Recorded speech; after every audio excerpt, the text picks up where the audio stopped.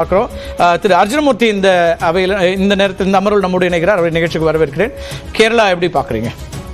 கேரளாவில் லாஸ்ட் டைமே உங்கள்கிட்ட சொல்லியிருந்தேன், கிட்டத்தட்ட 3 சீட்டு நாங்கள் எதிர்பார்க்குறோன்னு சொல்லியிருந்தோம். ஓகே, அதில் ஒரு சீட்டு இப்போ ஓரளவுக்கு ஊர்ஜிதமாக இருக்குது.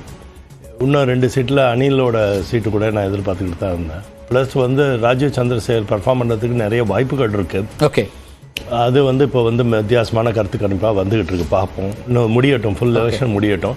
பட் இந்த தடவை கேரளாவில் கண்டிப்பாக பாரதிய ஜனதா ஒரு என்ட்ரோட நடக்கும். அது மிகப்பெரிய சவுத் இந்தியாவில் பாரதிய ஜனதா கட்சியால் 2 இடத்துல உள்போக முடியாத இடமா இருக்கிறது நிச்சயமாக கேரளா ஒரு இடமா இருந்தது. ஓகே, அதுக்கு அடுத்தது நம்ம தமிழ்நாடும் அந்த மாதிரி இருந்தது. ஸோ இந்த விஷயத்தில் தமிழ்நாட்டில் இந்த முறையும் அதே தமிழ்நாட்டில் கூட்டணி கட்சி இப்போ ஃபார்வர்டாக இருக்கு. அதில் 2014 நீங்கள் வாங்கிட்டீங்களே, 2 இடம் வெற்றி பெற்றீங்க கூட்டணி இருக்கு. பட் நம்ம பார்ப்போம். ஏன்னா இப்போ நாம என்ன பார்க்கணும்னாங்க, இப்போ ஜென்ரலாக 11 மணி 12 மணி வரைக்கும் நடக்கக்கூடிய நிகழ்ச்சிகள்லாம் மன்னிக்கணும். திரு பொன் ராதாகிருஷ்ணன் தொடர்ச்சியாக பின்னடைவில் இருக்காங்க. 15,000 வாக்குகள் வித்தியாசம். எஸ், நீங்கள் தொடர்ச்சி சொல்லுங்க. 11 மணி அளவில்.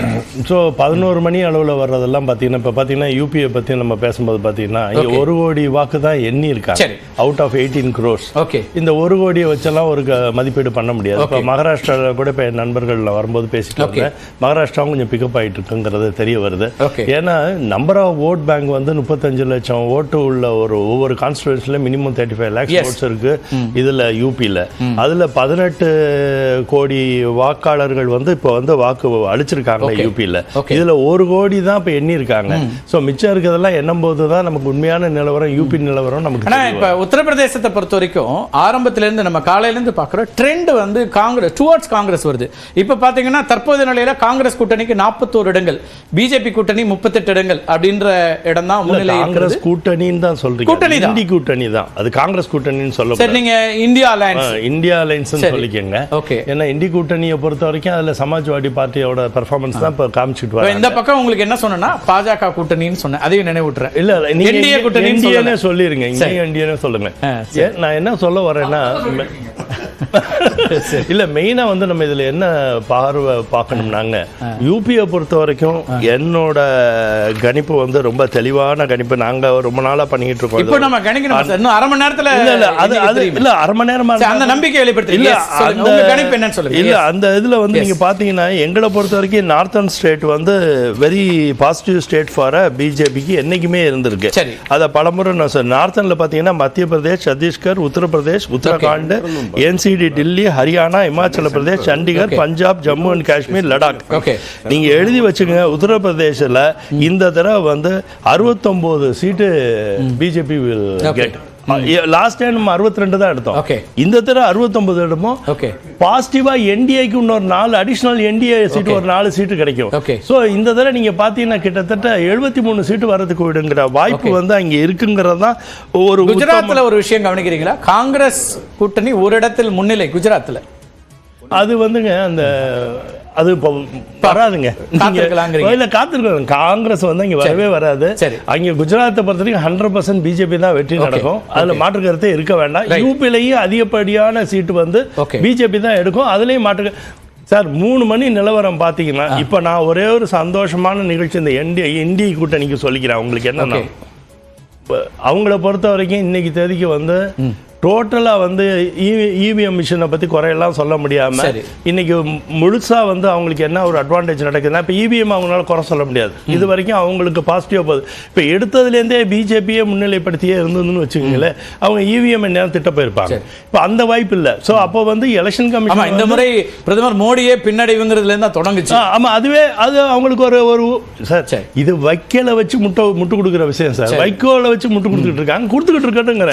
நிச்சயமாக நீங்க எழுதி வச்சுங்க, 3 மணி ரிசல்ட் நான் 350 சீட்டு பிஜேபிக்கு கிடைக்கும். பிஜேபிக்கு 350, என்டிஏக்கு 372 சீட்டு கிடைக்கிறதுல எந்தவித மாற்று கருத்துமே இருக்க வாய்ப்பே இருக்கு. 3 மணி அளவுல 3 மணி எங்க இருந்தாலும் நான் தொலைபேசி கணிப்பு சரியா இருந்ததுன்னா அனாலிசிஸ் இருக்கு உங்கள்ட்ட. பாருங்க, நாங்க இவ்வளவு வேலை பார்த்திருக்கோமே. அத உங்க நம்பிக்கை நான் ஒண்ணு சொல்ல, அத பதிவு பண்றேன். வேலை பார்த்திருக்கோம்.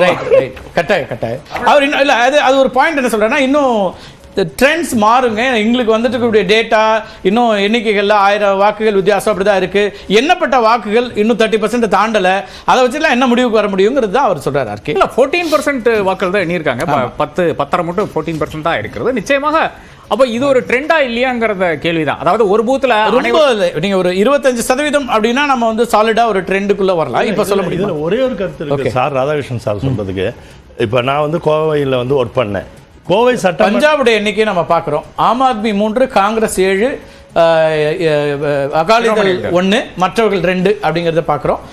அங்கே ஏற்கனவே எதிர்பார்க்கப்பட்ட எண்ணிக்கைகள் தான் பஞ்சாப். ஹரியானாவும் பார்க்கணும். ஹரியானா நம்ம வந்து ரொம்ப என்ன விதமான மாற்றங்களுக்கு உட்படுத்தப்பட்டது அப்படிங்கிறதையும் பார்த்தோம். 10 தொகுதிகள். ஆனால் இங்கே வந்து எங்களுக்கு பிஜேபியில் 4 சீட்டு கண்டிப்பாக கிடைக்கும். ஆம் ஆத்மி 3, காங்கிரஸ் 7, அகாலிதள் 1. அகாலிதள் வெற்றி பெற்றாலும் நிச்சயமா அது பிஜேபிக்கான ஆதரவு உழைப்பாடு தான். ஜார்க்கண்டில் பிஜேபி 11, காங்கிரஸ் 3 கூட்டணிகளாக தான் சொல்கிறேன் முன்னிலை அப்படிங்கிறத பார்க்குறோம். அடுத்தது ஹரியானாவுடைய எண்ணிக்கை கூட பார்க்கலாம் நம்ம. ஓகே, மேற்கு வங்கம் டிஎம்சி தொடர்ச்சியாக அவங்க எண்ணிக்கை கூட்டிட்டு தான் இருக்கு. 29 இடங்கள்ல பிஜேபி 13.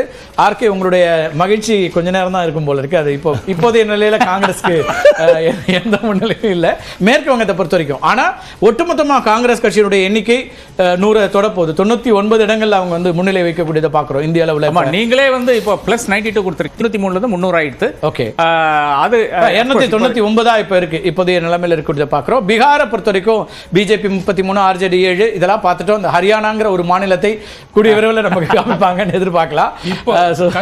இப்போ போயிட்டு இருக்கிற ட்ரெண்ட பார்த்தா 3 மணி நிலவரம் வேற மாதிரி இருக்கும் போல தெரியும். உங்க நம்பிக்கை அப்படி இருக்கு?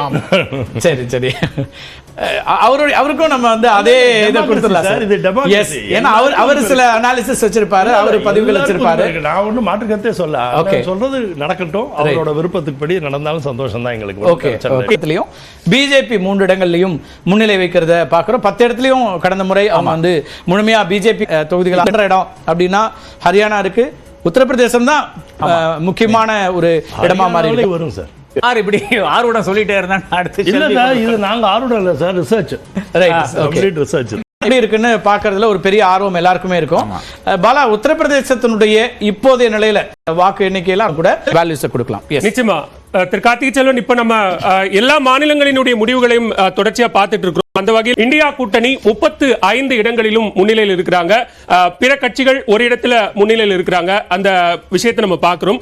இங்க மேஜரா பிளே பண்ணக்கூடிய விஷயங்கள் அப்படின்னு பார்த்தோம்னா தலித் மற்றும் முஸ்லிம் வாக்குகள் அது எந்த அளவுக்கு இந்த முறை தேர்தலில் எதிரொலிச்சிருக்கு. ஏன்னா தேர்தலுக்கு பிந்தைய கருத்து கணிப்பு முடிவுகள் எல்லாமே உத்தரப்பிரதேசத்தை பொறுத்த வரைக்கும் என்டிஏ கூட்டணிக்கான மிகப்பெரிய ஒரு வாய்ப்பு இருக்கிறதா சொல்லப்பட்ட இடங்கள். அதுல இந்த முறை இந்தியா கூட்டணிக்கான ஒரு வெற்றி வாய்ப்பு மிக அதிகமாக இருக்கிறது.